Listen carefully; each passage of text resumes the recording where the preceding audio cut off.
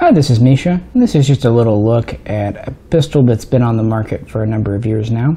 This is the Arsenal SAM7K, and this is the -01, the basic variant. This is a semi-automatic only version of a Bulgarian AKSU Krink, so-called, imported into the USA. These have been on the market for about 4 years now. They started to show up around 2013. This is one of those guns that I both love and hate. They got some things right with these and some things wrong.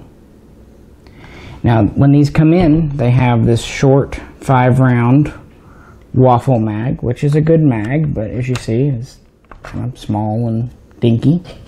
It's a pistol, so they can come in with a double stack mag well. So it'll take a standard 30-round waffle, such as this one here, no problem. No real play.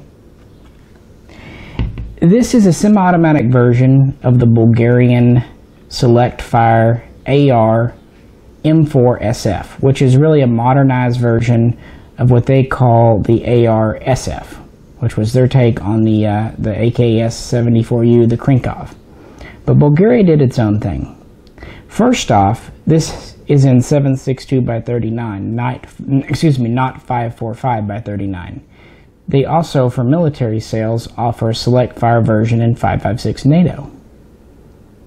While the front end is very similar to a Krink, the rear is on a stamped receiver. And obviously, since this is a pistol, it doesn't have a buttstock, but if it did, it would have a tubular metal side folding stock that goes to the right, just as you see on the Arsenal SAM7 SF semi-auto, the SAM7 SF84. First off, this is a very high quality gun. It's built entirely in Bulgaria at the Circle 10 factory. That's good. So you get all the quality. They use a lot of the same parts as the military M4 SF. But they made a few fundamental mistakes, and that's really limited this gun's market appeal. First off, it's already hard to get pistols to really sell. People want to SBR them or put a brace on them and make them into a brace pistol. People don't want to shoot these as a pistol. Even though, since this does have a milled receiver, it's got some weight behind it, and out of the 7.62 39 cartridge, there's not a lot of recoil. But where they messed up is the front end, really. The original gun would have an 8 1/4 inch barrel, which would end right here at the block. This, for some reason, was imported with a 10 1/2 inch barrel, which sticks all the way through this device here. So for some reason, it's 2 1/4 inches longer, this much longer than it needs to be. Okay? You can always chop the barrel. This fake conical hider, which is also a barrel shroud, I guess you would call it, isn't just screwed on. It's actually pinned on. You can see one side here and the other side here. So it's pinned and welded on. Now for import, yeah, you can't have a removable muzzle device, but they could have easily spot welded it. Fine. Even if they want to pin it, fine. So you would think, just pull the pins off, unscrew this, cut the barrel down, you're good to go.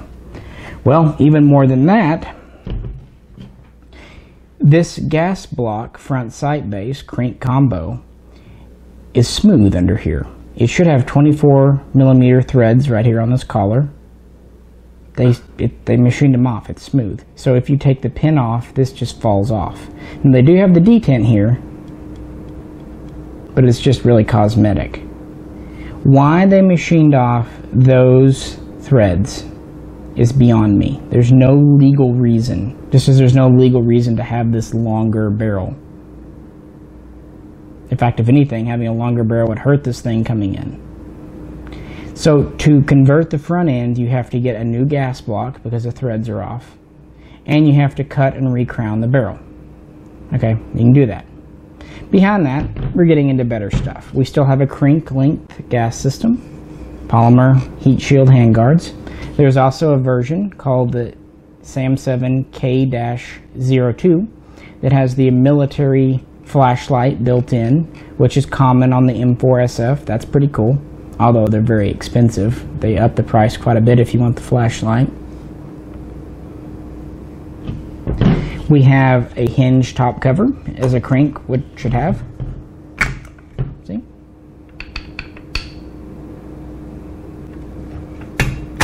And it does have the modern Bulgarian rear sight. We have a notch here,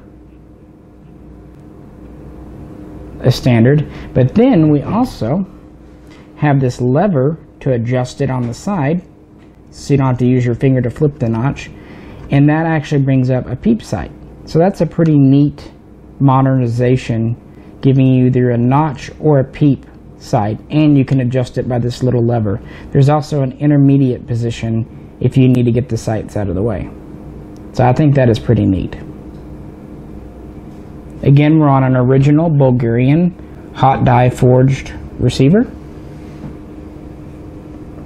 It's commonly called a milled receiver. Of course, the barrel is chrome lined and cold hammer forged. It's pretty standard. We have a scope rail on the side, which is pretty standard for the military version as well.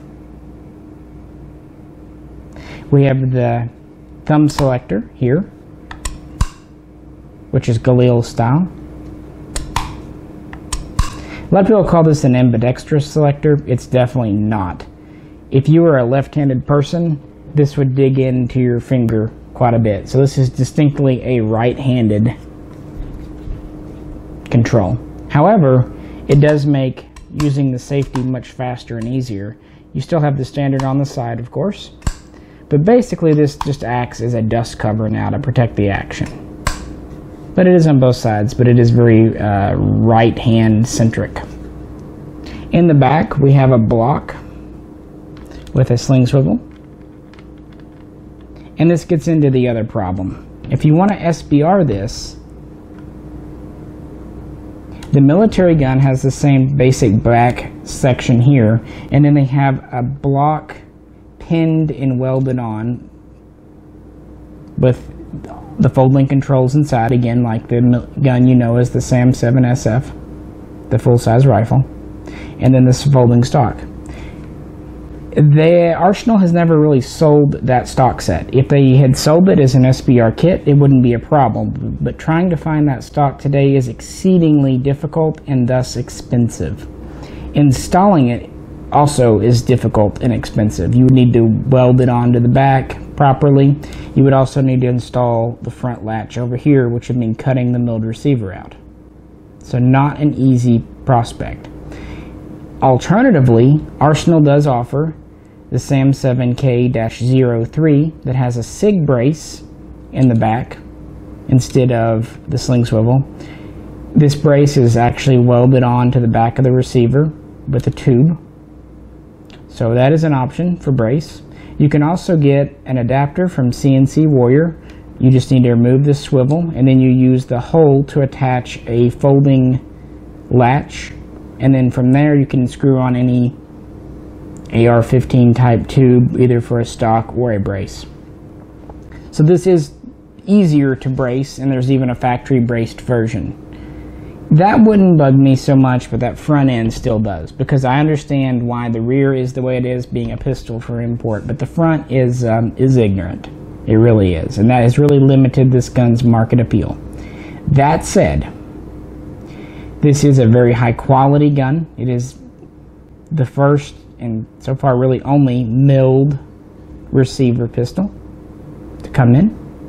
It's in a common caliber. It takes common standard AK mags. Of course, it has typical Bulgarian quality. It is very smooth with a nice machined double hook trigger, typical Bulgarian quality trigger. So for someone wanting to take the time, you could make a very nice SBR out of this, or even a brace pistol. It's just, it requires so much work that most people don't want to take the effort. I thought we would just talk about it today, because it's definitely something you don't see a lot of It has pros and cons, but it is what it is, and with imports dwindling these days, it's definitely something still available, and might be an option for someone who can afford a little bit more than, say, a Draco or an M92, and doesn't mind a little bit of a project done. Reliability, of course, is excellent, and recoil is non-existent. And I do like that it is based on a real military design. It's not just something designed for civilians. That always appeals to me. But yeah, the Arsenal Bulgarian SAM7K01. If you have any questions or below, please post them. If you want to share pictures of your converted SAM7Ks, that would be great. I know they also did a limited production carbine version, SBR, called the SAM7SFK. They were very expensive, but they were available for a while. There was even an older version assembled in the US called the the SA-M-7SFK, and they were not as expensive, but they had the long 16-inch barrel, wood handguards, so on and so forth, and they didn't have the thumb selector. So these have been around in a few different versions for the last 15 years, but this is the true imported pistol. Well, if you liked the video, please click like. If you haven't already subscribed and enjoy AK and other historical content, we'd really appreciate it if you would do so. As always, we really appreciate you tuning in. This is Misha, and we'll catch you next time.